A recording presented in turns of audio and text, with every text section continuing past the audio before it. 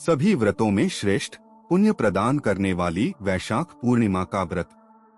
एक ऐसा दिन जब चंद्रमा अपनी संपूर्ण कलाओं के साथ आकाश में मुस्कुरा रहा होता है और धरती पर भक्तों का मन श्रद्धा से झूम उठता है।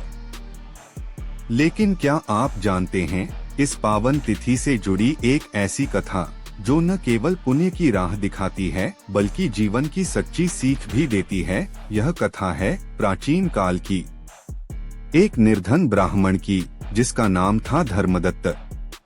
सीधा साधा, ईश्वर में आस्था रखने वाला, परंतु जीवन में दुखों से घिरा हुआ। धर्मदत्त दिन भर कठिन परिश्रम करता, फिर भी घर में भोजन का अभाव रहता। एक दिन वह नगर के राजा से मिलने गया, पर राजा ने उसकी कोई सहायता नहीं की। विचलित होकर धर्मदत्त नदी के किनारे बैठ गया और रोने लगा, हे प्रभु, क्या मेरा जीवन यूं ही संघर्ष में बीतेगा? क्या मुझे कभी शांति और आनंद की अनुभूति नहीं होगी? उसी क्षण वहां एक तेजस्वी ऋषि प्रकट हुए। वे थे महर्षि भृगु।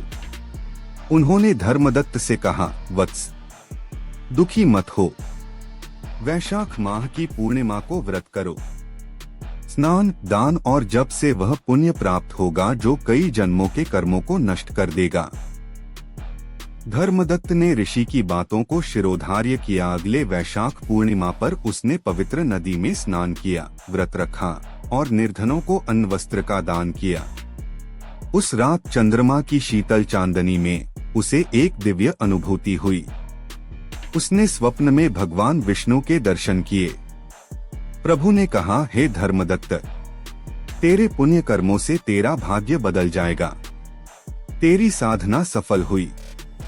और सचमुच अगले ही दिन नगर के राजा ने उसे अपने दरबार में बुलाकर उसे एक आश्रम और भूमि दान की। उस दिन के बाद धर्मदत्त का जीवन बदल गया।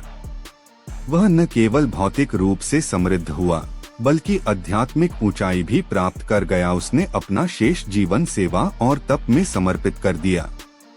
तो मित्रों, वैशाख पूर्णिमा केवल एक व्रत नहीं, यह अवसर, दान और सेवा का संदेश और भगवान विष्णु की कृपा पाने का सरल मार्ग। इस दिन गंगा स्नान, तुलसी पूजन, गाय को चारा और गरीबों को अन्न का दान करना अत्यंत शुभ माना गया है।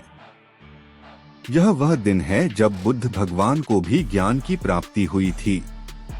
अंतिम भाग भक्तिमय संगीत और मंत्र ध्वनि के साथ है। इस वैशाख पूर्णिमा पर आइए हम भी धर्मदत्त की तरह अपने जीवन को पुण्य से भर दें, अपने भीतर के अंधकार को हटाकर चंद्रमा जैसी शीतलता और प्रकाश प्राप्त करें और कहें, ओम नमो भगवते वासुदेवाय। आप सभी को अगर यह कथा पसंद है तो मैं कमेंट बॉक्स में हूँ ओम नमो भगवते वासुदेवाय जरूर लिखें।